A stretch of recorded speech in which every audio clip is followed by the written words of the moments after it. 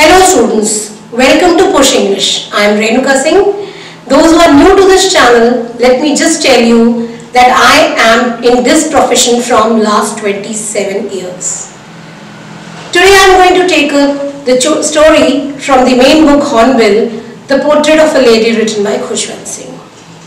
इससे पहले सिर्फ उन बच्चों को थोड़ा समय देती हूँ, फटाफट जाइए 10 सेकंड का टाइम लीजिए। जिन्होंने सब्सक्राइब नहीं किया है पहले सब्सक्राइब करके आइए। सब्सक्राइब करने के बड़े फायदे, जैसे ही मेरा कोई वीडियो मार्केट में आएगा तुरंत आपको नोटिफिकेशन, आप अपडेट हो जाएंगे कि ये वीडियो आया है। And I have taken out lot videos which is going to surely help you out. So today let us start with The Portrait of a Lady. This is in Hornbill and written by Khushwant Singh. Now, a little about Khushwant Singh. Khushwant Singh was not only an Indian journalist, he is an author, diplomat, politician, etc., etc., etc.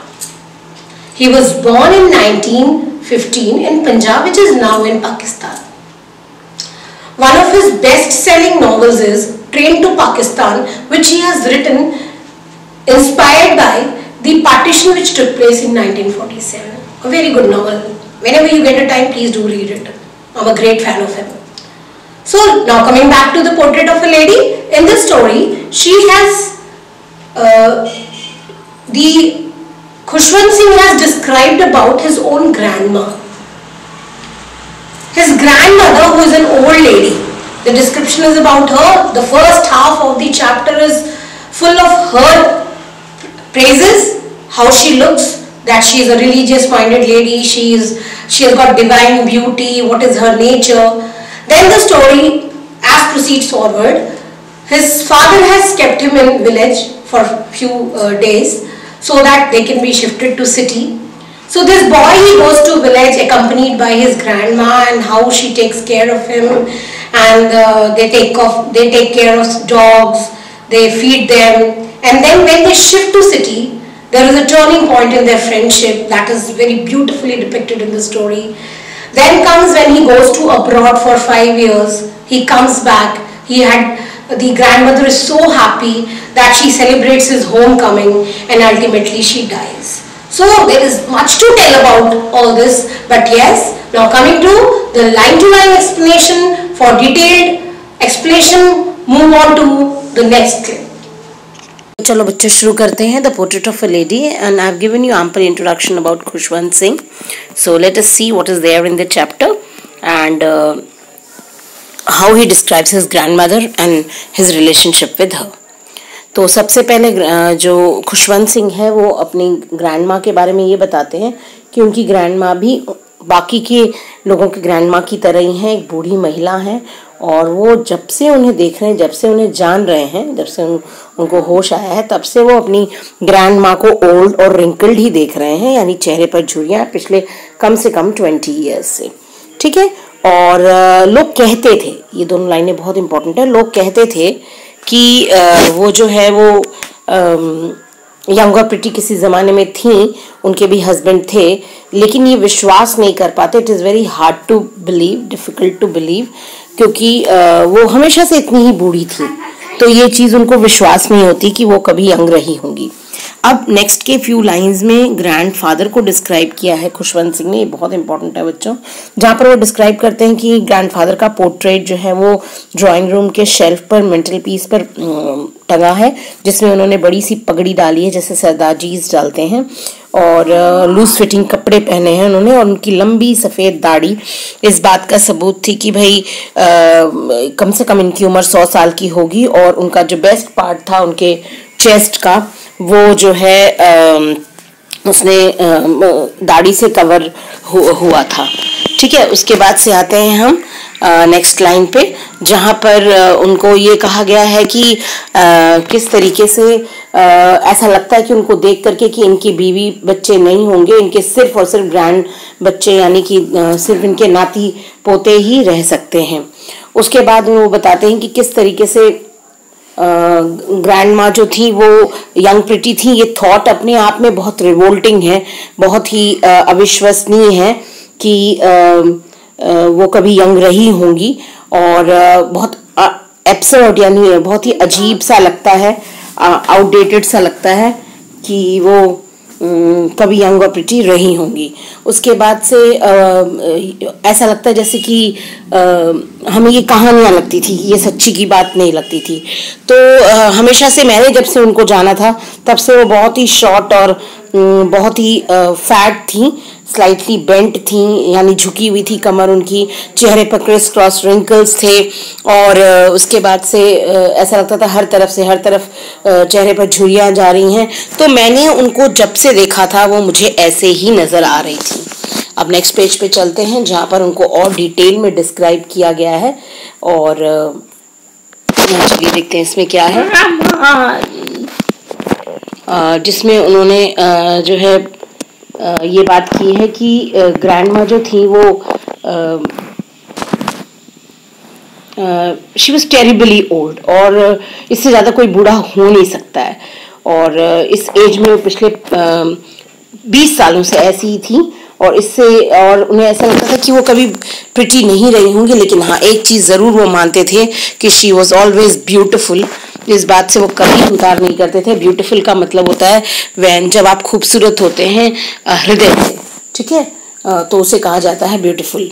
और वो पूरे घर में घूमा करती थी। She used to hobble around with her one hand on her waist, एक हाथ कमर पर और दूसरी झुकी हुई अपने स्टूप को संभालती हुई, अपने जो कमर के झुकाव को संभालती हुई, और दूसरे हाथ में रहती थी बीड्स ऑफ रोजरी, यानी एक तुलसी माला होती है जिसे आपने देखा होगा राम नाम जपते हैं लोग, तो वो थी। उनके जो सिल्वर लॉक यानी उनके जो सफेद बाल थे वो स्कैटर्ड थे उनके पेल पकड़ चेहरे पर, यानी पूरी झुर्रियों से भरे पीले चेहरे पर। उनके लिप्स कॉन्स्टेंटली मूव करते थे इनऑडिबल प्रेयर में और ऐसा लगता था कि यस बहुत खूबसूरत है ये, ठीक है।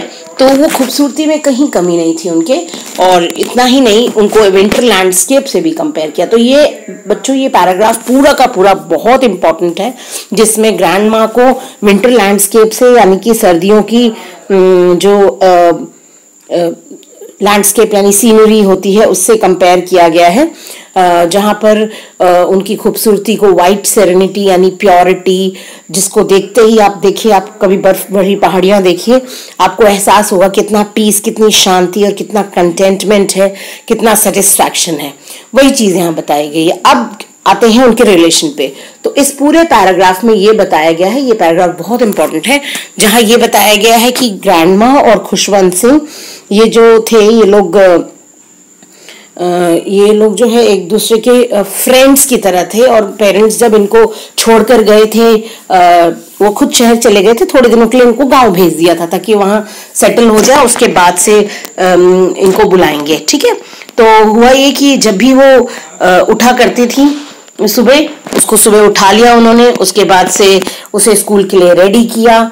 She used to wake him up in the morning, उसको स्कूल के लिए रेडी करती थी। Morning prayer monotonous voice sing song यानी ट्यून में गाती थी, और जब उनको नहलाती थी ड्रेसअप करती थी इस उम्मीद में कि जब भी वो एटलीस्ट सुनेंगे इस सिंग सॉन्ग को, इस गाने को, तो जो है वो भी उन्हें भी याद हो जाएगा। हालांकि इन्होंने कभी उस चीज़ को याद नहीं किया, इन्होंने इस चीज़ को कभी भी लर्न नहीं किया, क्योंकि उनको अपनी दादी की ही आवाज़ में ये चीज़ अच्छी लगती थी, तो उन्होंने बॉदर ही नहीं किया कभी लर्न करने का। उसके बाद से वो उनके लिए वुडन स्लेट, पहले के ज़माने में देखिए आजकल की तरह आपके पास पेपर पेन है, you people are quite lucky, उस वक्त लकड़ियों के स्लेट चला करते थे, विच हैड ऑलरेडी, वो उसको तुरंत वॉश कर देती थी, उसको येलो चॉक से प्लास्टर करना होता था, उसके साथ एक मिट्टी का इंक पॉट होता था, उसके बाद से एक पेन रेड कलर का, वो एक्चुअली पेन नहीं होता था, वो लकड़ी का बना होता है जिसको डुबो करके लिखते थे।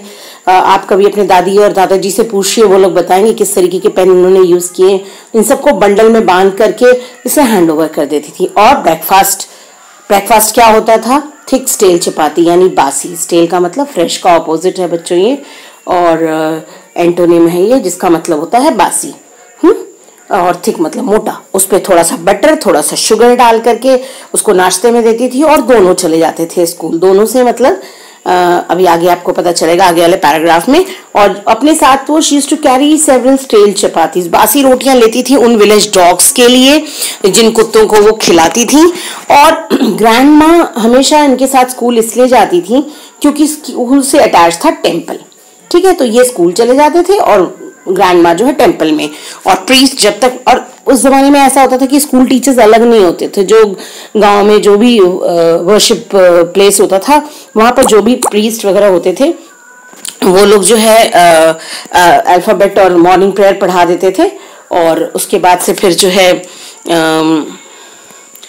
It was taught by them only. बच्चों को एक रो में बिठा दिया जाता था वरांडा में, और अल्फाबेट्स जो है वो पढ़ाए जाते थे, कोरस में प्रेयर होती थी, और कोरस में प्रेयर इन द सेंस कि वो एक साथ इन चीज़ों को दोहराते थे। ठीक है, तो अब यहाँ पर एक चीज़ बहुत इंपॉर्टेंट है जो मैं बताना चाहूँगी। सबसे पहला तो ये कि जो ग्रैंडमा थी वो जब ये बच्चे अंदर पढ़ रहे होते थे तो वो स्क्रिप्चर्स पढ़ती थी। This is very very important. She used to read scriptures, okay. और जब दोनों का काम खत्म हो जाता था तो वॉक करते हुए आते थे, और पूरे रास्ते विलेज डॉग्स को, टेम्पल डोर पे विलेज डॉग मिलते थे, उनको फॉलो करते हुए, ग्राउल करते हुए, फाइट करते हुए उस रोटी के लिए, वो उनका उस चपाती के लिए वो उनको फेंकते आते थे और वो खिलाते आते थे। तो जब पेरेंट्स कंफर्टेबली सेटल हो गए शहर में तब उन्होंने बुला भेजा, यानी दोनों लोग, यानी खुशवंत सिंह और उनकी ग्रैंड माँ को वो लोग शहर ले आए। ठीक है, अब यहाँ पर देखते हैं क्या अंतर आया उनके जीवन में। उनके जीवन में डिफरेंस ये आया कि हालांकि यहाँ पर भी दोनों, यानी ग्रैंडमा और खुशवंत सिंह वो एक ही रूम शेयर किया करते थे, और ये उनकी लाइफ का, अच्छा ये बच्चों जरूर ये क्वेश्चन पूछा जाता है कि उनकी लाइफ का टर्निंग पॉइंट क्या था। तो टर्निंग पॉइंट ये है जो मैंने येलो से हाईलाइट किया हुआ है, आप देख सकते हैं, ये उसका आंसर है। ठीक है, तो शेयर तो ये एक ही रूम करते थे, लेकिन ग्रैंडमा स्कूल नहीं जाती थी उसके साथ। ऐसा क्यों था? क्योंकि अब यहाँ पर वो इंग्लिश स्कूल में पढ़ते थे, वो मोटर बस से जाते थे, उनके पास अब इन गलियों में कोई डॉग नहीं थे जो उनका पीछा करते थे। तो अब ग्रैंडमा ने डॉग्स की जगह क्या आदत डाली थी? अब वो स्पैरोज को फीड करती थी। तो देखिए, हर इंसान जो है, जो नेचर लवर होता है, एनिमल लवर होता है, वो किसी न किसी तरीके से अपना एक रास्ता ढूंढ ही लेता है। तो शहर के इस घर के कोर्टयार्ड में वो जो है स्पैरोज को खिलाती थी। ठीक है, चलिए फिर आगे बढ़ते हैं। तो हम इस पैराग्राफ पे थे, लास्ट पैराग्राफ में। यहाँ पर as the years rolled by, यहाँ पर ये बोला कि जैसे जैसे साल गुजरते गए उसके बाद से खुशवंत सिंह और उनकी दादी एक दूसरे को बहुत कम ही देखा करती थी फॉर सम टाइम। इससे होता यह था कि कुछ दिनों तक तो उन्होंने अपने ग्रैंडसन को जगाया और उसे स्कूल भेजने के लिए रेडी भी किया, लेकिन फिर उसके बाद से जैसे ही वो स्कूल से लौटते थे तो वो पूछती थी कि भाई तुम्हारे टीचर ने तुमको क्या पढ़ाया है। तो वो थोड़ी सी दुखी हो जाती थी whenever she used to learn this, कि भाई उसको स्कूल में जो चीजें पढ़ाई गई उससे काफी डिस्टर्ब हो जाती थी। ये इंपॉर्टेंट है, जहां पर ये बताया उन्होंने कि किस तरीके से बहुत सारी नई चीजें उसके ग्रैंडसन को सिखाई जाती थी, जैसे कि वेस्टर्न साइंस के बारे में और लर्निंग के बारे में, law of gravity, Archimedes principal, the world being around. तो ये सारी चीजें जब वो सुनती थी तो बड़ी दुखी हो जाती थी, क्योंकि वो हेल्प नहीं कर पाती थी उसकी लेसन में, और शी डिड नॉट बिलीव, और उन्हें विश्वास नहीं होता था कि क्या पढ़ा रहे हमारे बच्चों को। डिस्ट्रेस्ड हो जाती थी, दुखी हो जाती थी कि भगवान के बारे में कोई टीचिंग ही नहीं है, स्क्रिप्चर्स के बारे में, हमारे ग्रंथों के बारे में बच्चों को कुछ पढ़ाया ही नहीं जा रहा है। तो वन डे एक दिन अनाउंस किया कि भाई ये म्यूजिक लेसन दिए जाते हैं। उसके बाद तो वो और ज्यादा डिस्टर्ब हो गई, क्योंकि उनका ये मानना था कि जो म्यूजिक लेसन होते हैं वो जो है उसको अच्छा नहीं मानती थी। वो अच्छा क्यों नहीं मानती थी? क्योंकि ये जो म्यूजिक लेसन है उनका ये मानना है, बच्चों देखिए यहाँ हाईलाइट भी किया हुआ है, कि जहां पर उनका मतलब ये था कि ये जो म्यूजिक लेसन है ये काफी एक तो लोली, उनका ल्यूड एसोसिएशन है, यानी निम्न वर्ग के ये होते हैं, यानी कि इनका जो लेना देना है वो एसोसिएशन जो है वो निम्न वर्ग से होता है। फिर ये सिर्फ मोनोपोली होती है हार्लेट्स और बेगर्स की। हार्लेट्स होते हैं जो प्रोस्टिट्यूट्स होती हैं, वैश्याएं होती हैं, और बेगर्स मतलब जो भिखारी होते हैं उनको कहा जाता है। और ये जेंटल फोक के लिए यानी सभ्य समाज के लिए नहीं है। तो अब ये बिल्कुल शांत हो गई और उनके साइलेंस का मतलब था डिसअप्रूवल, ठीक है, यानी डिसएग्रीमेंट, यानी वो बिल्कुल इन चीजों को अब इससे एग्री नहीं कर रही थी। बट उसके बाद से उन्होंने बात करना एकदम बंद कर दिया। फिर आया वो दौर जहां पर इनको अब यूनिवर्सिटी के लिए खुशवंत सिंह जी को यूनिवर्सिटी की एजुकेशन अब हासिल करनी थी, तो इसके लिए ये अपने रूम, इनको एक कमरा मिल गया, जिसकी वजह से जो है और ग्रैंड मां से उनकी जो फ्रेंडशिप की जो लिंक थी, एक कॉमन लिंक थी कमरा शेयर करने वाली, वो लिंक टूट गया। ग्रैंड मदर ने अपने इस सेक्लूजन को यानी लोनलीनेस को बहुत ही अच्छे से एक्सेप्ट किया। रेजिग्नेशन का मतलब है वो अब चीजों से कटने लगी। तो अब सिर्फ दो ही काम करती थी वो, स्पिनिंग व्हील पर, किसी से बात करने के बजाय वो स्पिनिंग व्हील पर रहना ज्यादा पसंद करती थी, चरखा काटती रहती थी, सनराइज से लेकर सनसेट तक वो व्हील स्पिन करती रहती थी, प्रेयर्स रिसाइट करती रहती थी। और इतना ही नहीं, आफ्टरनून के वक्त रिलैक्सिंग आवर्स में वो इन स्पैरोज को खाना खिलाती, वरांडा में बैठ जाती थी, ब्रेड क्रम्स को छोटे छोटे टुकड़े में ब्रेड को तोड़ लेती थी और 100 से ज्यादा बर्ड्स जो है उनके पास, स्पैरोज जो है आके इकट्ठा हो जाती थी। और ये उसके बाद से दे यूज्ड टू क्रिएट, इतना शोर हो जाता था कि वेरिटेबल बेडलम ऑफ चिरपिंग यानी चहचहाने की वजह से इतना ज्यादा नॉइजी हो जाता था वहां पर। लेकिन उस चीज को वो बहुत एंजॉय करती थी। कुछ आते थे, उनके पांव पर बैठते थे, कंधों पर बैठते थे, उनको वो उड़ाती नहीं थी। और ये उनकी लाइफ का या उनके डे का सबसे हैप्पीएस्ट हाफ आवर होता था। ये बेहद इंपॉर्टेंट है बच्चों, इसको जरूर ये क्वेश्चन आता है तो ये ध्यान रखना है। अब जब इन्होंने डिसाइड किया कि ये जो है अब्रॉड जाएंगे आगे फर्दर स्टडीज के लिए, he will go to abroad, तो अब इनको ये थोड़े से अपसेट हो, इनको लगा कि इनकी ग्रैंड माँ अपसेट हो जाएंगी, लेकिन ऐसा हुआ नहीं। कि एक वजह थोड़े से दुखी ये थे कि ये 5 साल बहुत बड़ा वक्त होता है और इस उम्र में, उनकी उम्र में कोई कुछ नहीं कह सकता कि कौन कब तक जिंदा रहेगा, जितनी वो बूढ़ी थी। और लेकिन उल्टा हुआ, ग्रैंड माँ बिल्कुल ठीक थी, सेंटिमेंटली दिखा नहीं रही थी तो जरूर दुखी। फिर उसके बाद से वो रेलवे स्टेशन में उसको छोड़ने भी गई। उनके बाद फिर बात नहीं की, उन्होंने ज्यादा इमोशंस नहीं शो किए, लेकिन कॉन्स्टेंटली उनके लिप्स जो थे दे वर मूविंग इन प्रेयर। और उसके बाद से उनका वो कहीं खोई हुई थी और उनका mind it was lost in prayer. और जो है उनके फिंगर्स जो थे देवर टेलिंग द बीड्स, यानी हाथ में अभी भी वही रोजरी जो थी वो थी। उन्होंने चुपचाप उसके फोरहेड को किस किया खुशवंत सिंह के, और ये जो मॉइस्ट सा इम्प्रिंट था उनके माथे पर, ये उनकी दादी के साथ उनका लास्ट, इन्हें लगा कि भाई ये लास्ट फिजिकल कांटेक्ट ही होगा। और तो बस इतना नहीं था। 5 साल के बाद जब ये घर लौटे तो स्टेशन पे वो लेने आई और वो बिल्कुल भी एक दिन भी बूढ़ी नहीं लग रही थी। It was so surprising. तो आज भी उनके पास शब्द नहीं थे बात करने के लिए, यानी कि बहुत कम बोलती थी पहले की तरह ही। और उसके बाद से फिर उन्होंने जो है गले लगाया खूब कस के खुशवंत सिंह को, और अभी भी कान में उनको वो बुदबुदाहट सुनाई दे रही थी।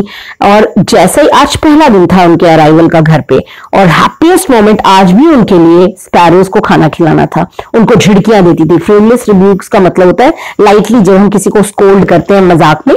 तो शाम के वक्त एक चेंज आया उनमें। उन्होंने क्या किया, सारी बूढ़ी महिलाओं को इकट्ठा, सारी अपनी उम्र की महिलाओं को, अपनी उम्र का तो जिक्र नहीं, सारी औरतों को, पड़ोस की औरतों को इकट्ठा किया, एक पुराना सा ड्रम लिया और गाना शुरू किया और घंटों तक थपथपाती रही, उस ड्रम को बजाती रही। ड्रम कैसा था? इट वॉज सैगिंग मतलब होता है लूज और जो है वेट, और सैगिंग के साथ साथ उसकी स्किन, जैसे कभी कभी क्या होता है काफी ठंडे मौसम में तबला और आपने ड्रम देखा होगा, वो ढोलक वगैरह, वो उसकी स्किन जो है काफी लूज हो जाती है। तो यहाँ पर इस मामले में जो ड्रम था वो डाइलैपिडेटेड था, पुराना था। तो उसके बाद ऐसे जैसे कि होम कमिंग सेलिब्रेट हो रही हो वॉरियर की, इस तरीके से खूब गाना बजाना हुआ। और हम आए भी, उनको रोकने की कोशिश की कि दादी ओवर स्ट्रेनिंग हो जाएगी, बट ऐसा पहली बार था, हमने उनको प्रे करते हम नहीं देख रहे थे और वो गाए जा रही थी और रुक नहीं रही थी, तो वो उससे पता चलता है वो कितनी खुश थी। ठीक है, तो खैर अगली ही सुबह हमें जैसा डर था, ओवरस्ट्रेन हुई वो और शी वॉज टेकन इल, बीमार पड़ गई, माइल्ड फीवर, डॉक्टर ने कहा ठीक हो जाएगा, लेकिन ग्रैंड माँ का सोचना बिल्कुल अलग था। उन्होंने कहा नहीं, उनका अंत निकट आ गया है और कुछ ही घंटे रह गए हैं, अब उनके जीवन का अंत जो है निकट है और वो बिल्कुल समय बर्बाद नहीं करेंगी। हमने प्रोटेस्ट भी किया, उन्होंने इग्नोर कर दिया हमारे इस प्रोटेस्ट को और चुपचाप जाके वो बेड पर लेट गई और प्रे करने लगी, अपनी बीड्स को राम माला को जपने लगी, राम नाम जपने लगी। और उसके बाद से, इससे पहले कि हम सस्पेक्ट भी करते, हमें शक भी होता, उनके होठ हिलना बंद हो गए, रोजरी उनके हाथों से गिर गई और उनके चेहरे पर एक अजीब सी शांति, पीसफुलनेस पूरे चेहरे पर थी और हमें समझ में आ गया कि वो मर चुकी हैं। अब उनकी डेड बॉडी को उठाया गया और जैसा कस्टम होता है बेड से उठा करके, हमारे यहाँ रिवाज है कि डेड बॉडी को ग्राउंड पे रख देते हैं और उसके बाद से उसमें लाल कफन में उसे बांधते हैं, तो वैसा ही किया गया।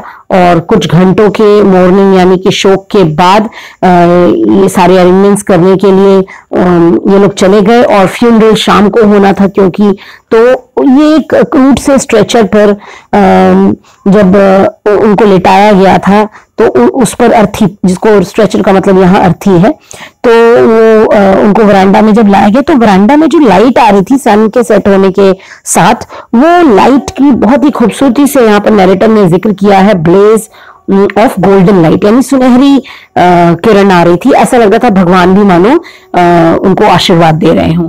और फिर ये रुक गए थोड़ी देर के लिए। इन्होंने देखा कि पूरे वरांडा में, पूरी जगह पर जो है एक ही एक चीज नजर आ रही थी, उनकी लाश के पास जो थी नजर आ रही थी हजारों की संख्या में स्पैरोज, और वो स्पैरोज जो है they were sitting scattered on the floor और कहीं पर कोई चिरपिंग नहीं, एकदम पिन ड्रॉप साइलेंस था। ऐसा लग रहा था मानो उन्हें भी मालूम है कि उनका जो केयर टेकर है, उनका जो उनको जो खाना खिलाता है, उनका जो बेनेवोलेंटली जो उनकी केयर करता है, वो जा चुका है इस दुनिया से। तो खैर ग्रैंडमा ने सोचा ये खाने आई होंगी अपनी आदत के अनुसार, और ग्रैंडमा ने उनको ब्रेड क्रम्स दिए, लेकिन उन्होंने ब्रेड क्रम्स को हाथ भी नहीं लगाया और वो चुपचाप मौन होकर के, शोक मना करके उन लिटिल क्रम्स को उन्होंने हाथ नहीं लगाया और बस वो वैसे ही बिना नोटिस किए वो वहां से उड़ गई। जब, और वो भी तब जब ग्रैंड माँ की डेड बॉडी को ये लोग ले गए, उसके बाद से दे फ्ली अवे क्वाइटली। सो कितना ये टचिंग और सेंसिटिव दिखाया गया है। और अगले दिन स्वीपर आए और उन्होंने सारे ब्रेड क्रम्स को उठाकर डस्टबिन में डाल दिया। तो बच्चों ये थी स्टोरी, आई होप आपको पसंद आई होगी और आप नेक्स्ट वीडियो के लिए वेट करिए।